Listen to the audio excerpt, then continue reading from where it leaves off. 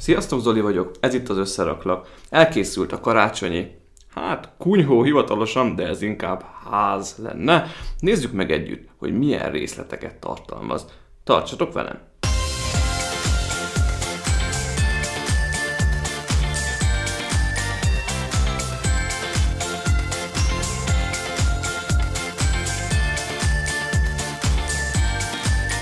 Az előző videóban láthatnátok a készletnek a teljes összerakását.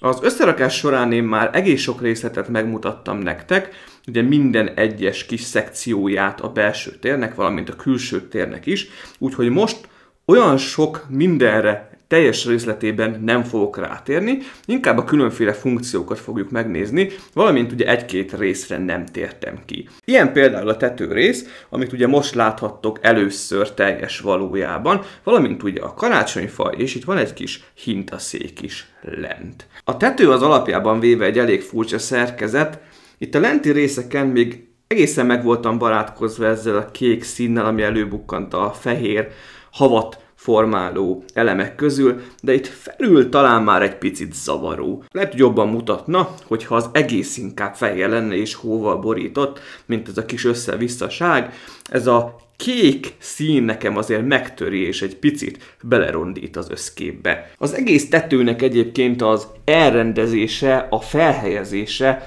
az egy picit eltér a többitől, nem is lehet olyan precízen, nincs is úgy odafogatva, van olyan szekciója, mint például ez a szakasz, ami konkrétan nincs is rögzítve, tehát csak így fel kell helyezni, és mozog, tehát mindig igazgatni kell, hogy normálisan álljon, tehát érdekes megoldásokat alkalmaztak itt a tetőnél. Két részletben kellett elkészíteni, mindkét szárnyát, úgymond a tetőnek, ugye ezt is, meg ezt is. Valamint ugye itt találjuk a hátsó részén magát a kéményt, ez is egy masszív szerkezet, és a tetején még kis díszt is kapott.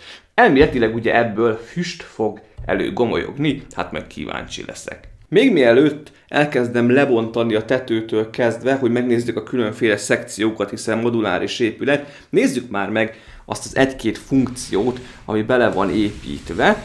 A világítást én még nem raktam bele, ugyanis azt külön PDF-ben lehet megtalálni, és alapesetben a világítás zacskóján van egy QR kód, amit beszkennelve egy teljesen kínai alkalmazást, a WeChat-et kéne megnyitni, oda regisztrálni, és ott lehetne elérni az útmutatót. Na már most nekem sikerült a Barwheel-rel egyeztetnem, és az útmutatót feltöltötték a termék oldalára a készletnek. Onnan le lehet tölteni, így mindenki ezentúl bátran elérheti, viszont a különféle modulok találkozási pontjaihoz kell berakni a szálakat, úgyhogy miután visszabontottam, ezt én megcsinálom, és utána még azt is megnézzük majd együtt. Az egész kémény részre épülnek a különféle mechanikák. Ugye itt van maga a Power Unit, ami az egészet vezérli, és ugye ezt a részt lehet még kinyitni. Itt van maga a zenedoboz, a speaker rész, és fölötte ugye a Smoke Machine, a füstgenerátor.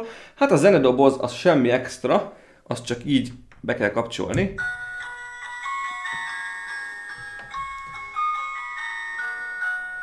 És már is játsza a jól ismert karácsonyi dallamot, úgyhogy ebbe nincs semmi extra tényleg. Viszont ami a készlet egyik eszenciáját adja, hogy elméletileg, ha vizet csepegtetünk az egyik nyílásba, ezen a Smoke Bricken, akkor a motorra, a Power Unitra rádugva szépen felmelegíti, és gőz pöfékel elő a kéményből, minthogyha füstölne. Lehet, hogy egy icipicit zavaró, hogy ez itt kint lóg. Itt át lehetne tolni egy kis lyukon, hogy itt alul kijöjjön, de én nem szerettem volna nagyon feszegetni, szerintem így is rá lehet ezt dugni. Ezt a Smoke Bricket egyébként csak ki lehet húzni, ennyi, ugyanis úgy van megcsinálva, hogy mint egy símbe szépen belefut, úgyhogy ezzel nincs gond, láthatjátok, ez így néz ki, és ebbe a lyukba kell a vizet beleönteni. Ezt már is megcsinálom. Habár jár fülpiszkáló és pipetta is a készlethez, jó, ha van ápolónő a családban, úgyhogy én más megoldást alkalmazok. Lehet, hogy egy kicsit vizes is lesz itt a környezet. Na lássuk a medvét. Mennyi víz megy bele, vajon?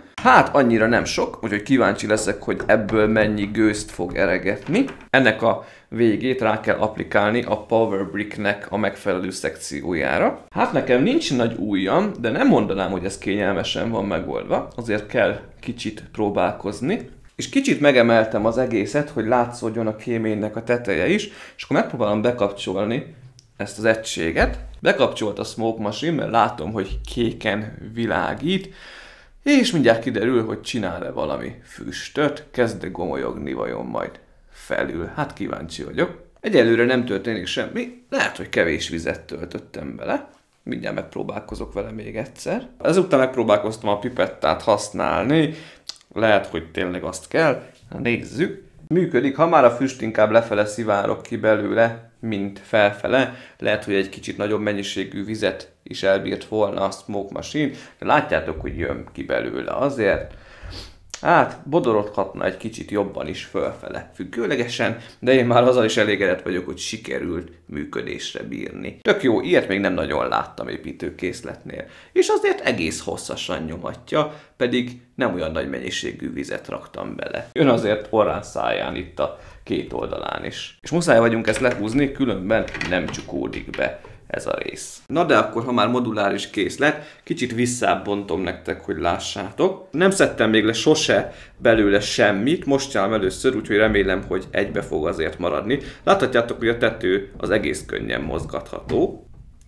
Igazából mondhatni egész szépen le is pattant, csak egy kicsit váltott szét az a rész. Annyi, hogy ezek az elemek a tető aljára vannak csatlakoztatva, ugye ezek kapaszkodnak bele ebbe a fehér átívelő részbe. Összvisz ennyi tartja az egész tetőt. A padlástér maga az elég puritán, igazából tök üres az egész, csak ez a két oldal, ami némi díszítést tartalmaz, meg ez az átívelő rész, ami megtartja a két tetőrészt. Jöjjön a következő szint. Azt hittem, hogy nehezebben fog lejönni, de egész szépen sikerült leszednem. Ha kicsit közelebbről belepillantunk, ugye a felső szint az így néz ki, egy kis hálórész, függönyökkel, ott van egy fürdőszoba, aminek az ajtaja az nyitható, van egy nagyon díszes zongora, egy kis éjjeli szekrény, ez a rész ez kicsit puritán, ugye üvegezett fal, és egy picit megdöltöttem, hogy a fürdőbe is benézhessetek, bár az összerakásba azért már láttuk részletesen. Nézzük, hogy ennek a modulnak az eltávolítása mennyire lesz macerás. Hát igazából én ezt is sokkal nehezebbnek gondoltam, egész szépen felpattant ez az egész szekció. És ugye maradt össze-vissza földszintünk,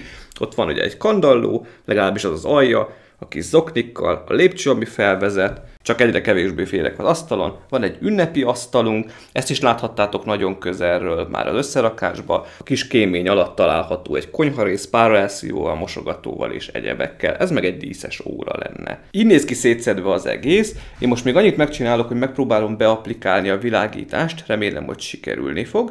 És hogyha ezzel kész vagyok, összeépítem, és akkor még felkapcsolom nektek a világítást, és akkor megnézzük úgy is együtt.